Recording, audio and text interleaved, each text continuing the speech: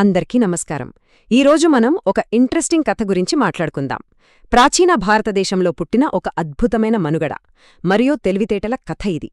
కేవలం కండబలం కాదు, బుద్ధిబలముంటే ఎంతటి సమస్యనైనా ఎలా మట్టి కర్పించవచ్చో ఈ కథ మనకు నేర్పుతుంది. ఇది ఎప్పుడో పాతకాలన్నాటి కథే అయినా ఇవాల్టి మన మోడర్న్ లైఫ్లో ఎదురయ్యే ప్రాబ్లమ్స్ను ఫేస్ చేయడానికి ఒక సూపర్ గైడ్లాగా పనిచేస్తుంది. సో ఇక ఆలస్యం చేయకుండా స్టార్ట్ చేద్దాం. సరే, అసలు విషయానికి వస్తే ఒక చిన్న పక్షి అత్యంత భయంకరమైన భారీ దేహమున్న ఒక పామును ఎలా ఓడించగలదు? వినడానికి చాలా క్రేజీగా ఉంది గదూ. మామూలుగా అయితే బలహీనమైన ప్రాణులు బలమైన వాళ్ల చేతిలో ఓడిపోవడం మనం చూస్తుంటాం. కానీ ఇక్కడే ఒక మైండ్ బ్లోవింగ్ ట్విస్ట్ ఉంది. బలం కంటే బుద్ధి ఎప్పుడూ పైచేయి సాధిస్తుందనడానికి ఇదొక బెస్ట్ ఎగ్జాంపుల్. అసలా పక్షి ఏం చేసిందో చూద్దాం. చూడండి, మనం మాట్లాడకబోయే ఈ కథ కేవలం జంతువులకు సంబంధించిన ఏదో మామూలు పిట్టకథ కాదు సుమా.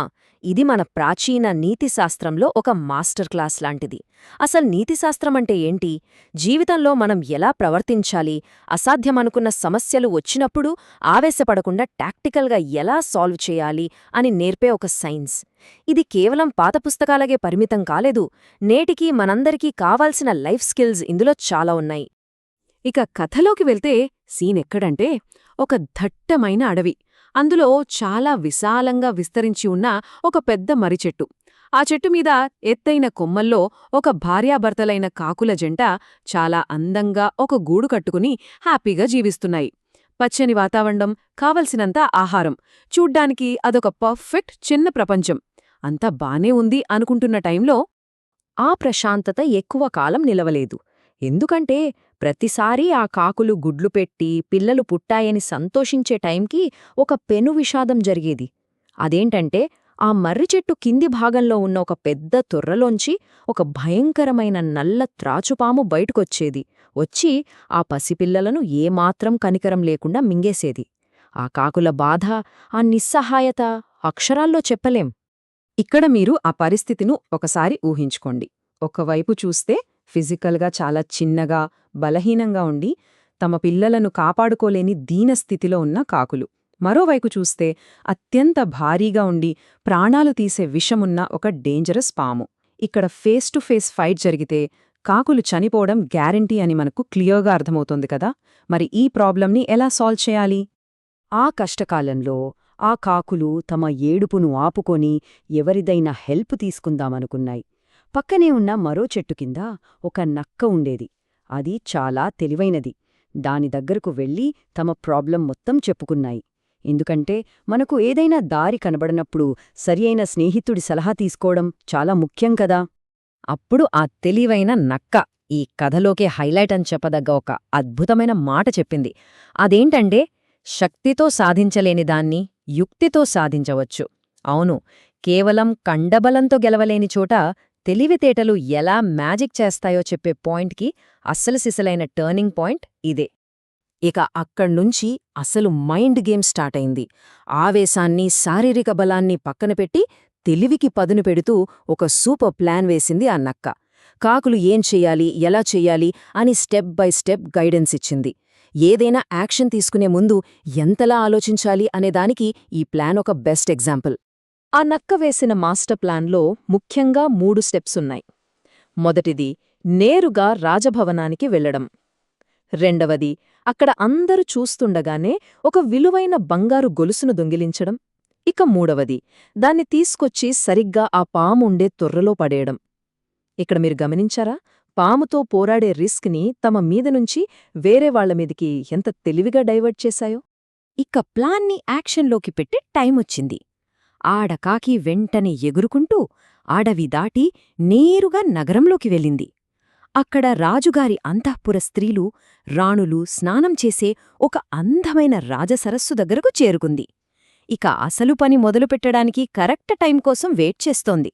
సరిగ్గా అప్పుడే కాకి తన దొంగతనం స్టార్ట్ చేసింది. ఒడ్డున పెట్టి ఉన్న ఒక విలువైన బంగారు గొలుసును తన ముక్కుతో పట్టుకుంది. ఆ వెంటనే స్పీడ్గా ఎగిరిపోయిందా అంటే లేదు. రాజభటులు తనను ఈజీగా ఫాలో అవ్వాలి కదా, అందుకే ఉద్దేశపూర్వకంగానే చాలా నెమ్మదిగా ఎగరడం మొదలుపెట్టింది. శత్రువులను మనమనుకున్న దారిలోకి తెచ్చుకోవడానికి ఇదొక బ్రిలియంట్ మూవ్ అని చెప్పాలి. ఇక నక్క ప్లాన్ చేసినట్లుగానే మహారాణిగారి ఆ బంగారు గొలుసును వెనక్కి తేవడానికి రాజుగారి భటులు చేతుల్లో కర్రలు పట్టుకుని ఆ కాకి వెనక ఊరుకులు పరుగులు పెట్టారు. ఎత్తుగడ పర్ఫెక్ట్గా వర్కౌట్ అవుతోంది. ఆ కాకిని ఫాలో అవుతూ భటులు నేరుగా అడవిలోకి ఎంటర్ అయ్యారు. కరెక్ట్గా ఆ టైంలో కాకి తన ప్లాన్లోని లాస్ట్ స్టెప్ని ఎగ్జిక్యూట్ చేసింది. వెనకాల భటులు వస్తూ ఉండగానే ఆ బంగారు గొలుసును నేరుగా భయంకరమైన పాముండే తొర్రలో పడేసింది. అది మాత్రం సురక్షితంగా పైనున్న ఒక కొమ్మ మీద వాలిపోయింది. ట్రాప్లోకి ఎరను విసరడమంటే ఇదే మరి. ఇప్పుడసలైన క్లైమాక్స్ మొదలైంది. భటులు పరిగెత్తుకుంటూ ఆ చెట్టు దగ్గరకొచ్చారు. గొలుసు కోసం ఆ చీకటి తొర్రలోకి తొంగిచూశారు. కాని అక్కడ వాళ్లకు గొలుసు కంటే ముందు పడగ విప్పి బుసలు కొడుతున్న ఒక నల్ల త్రాచుపాము కనిపించింది. ఒక్కసారి ఊహించుకోండి, ఆ మొమెంట్లో వాళ్లకి ఎంత షాకింగ్గా, ఎంత భయంగా అనిపించుంటుందో కదా. ఆ తర్వాత ఏం జరిగిందో మీరు ఈజీగానే గెస్ చేయొచ్చు. సడన్గా పామును చూసేసరికి భయపడిపోయిన ఆ భటులు తమ ప్రాణాలను కాపాడుకోవడం కోసం ఆ పామును అక్కడికక్కడే కొట్టి చంపేశారు. ఆ తర్వాత లోపలున్న బంగారు గొలుసును తీసుకుని వెళ్ళిపోయారు. అంటే చూశారా, ఇన్ని రోజులుగా కాకులని ఏడిపించిన ఒక పెద్ద ప్రాబ్లం ఒక్క దెబ్బతో పర్మనెంట్గా సాల్వ్ అయిపోయింది. ఇక్కడ మనం ఒకటి గమనించాలి. ఒకవేళ ఆ కాకులు డైరెక్ట్గా పాముతో ఫైట్ చేసుంటే ఖచ్చితంగా చనిపోయేవి. కానీ తమ బ్రెయిన్ని యూజ్ చేసి ఒక మంచి వ్యూహంతో ముందుకు వెళ్లడం వల్ల ఏమాత్రం కష్టపడకుండా తమ చేతులకు రక్తం అంటకుండానే తమకంటే ఎంతో పవర్ఫుల్ అయిన పామును ఈజీగా ఓడించాయి. బుద్ధిబలానికి ఇంతకు మించిన నిదర్శనం ఏం కావాలి? ఈ కథ విన్నాక మనకు అర్థమయ్యేది ఏంటంటే, ఇది కేవలం అడవిలోనో పంచతంత్రంలోనో జరిగే కథ మాత్రమే కాదు. మనం ఏ పనైనా చేసే ముందు ఆవేశపడకుండా కొంచెం టైం తీసుకుని లోతుగా ఆలోచించడమనేది ఎంత ఇంపార్టెంటో ఇది మనకు చెప్తుంది. ఆపద వచ్చినప్పుడు ముందు వెనక ఆలోచించి అడుగు వెయ్యాలనే నీతిశాస్త్రపు రూల్ ఇవాల్టి మన రోజువారీ జీవితాలకు కూడా పర్ఫెక్ట్గా సెట్ అవుతుంది. ఇక ఈ కథ నుంచి మనం నేర్చుకోవాల్సిన మెయిన్ పాయింట్స్ని ఒకసారి చూద్దాం. మొదటిది, కోపంలోనూ ఆవేశంలోనూ ఎప్పుడు తొందరపడి డెసిషన్స్ తీసుకోకూడదు. రెండవది, మన చుట్టూ ఉన్న పరిస్థితులను మనకు ఫేవర్గా ఎలా మార్చుకోవాలో తెలుసుకోవాలి. మరియు ఫైనలీ, మైండ్ పవర్ ఎప్పుడూ మజిల్ పవర్ని డామినేట్ చేస్తుందని నమ్మాలి. మోడర్న్ లైఫ్లో వచ్చే ఛాలెంజెస్ని ఫేస్ చేయడానికి ఇవి చాలా ఉపయోగపడతాయి. నీతిశాస్త్రం మనకు ఇచ్చే అల్టిమేట్ లెసన్ ఏంటంటే, తెలివైనవాడు తన సమస్యలకు కేవలం ఏదో ఒక టెంపరరీ సొల్యూషన్ వెతుక్కోడు.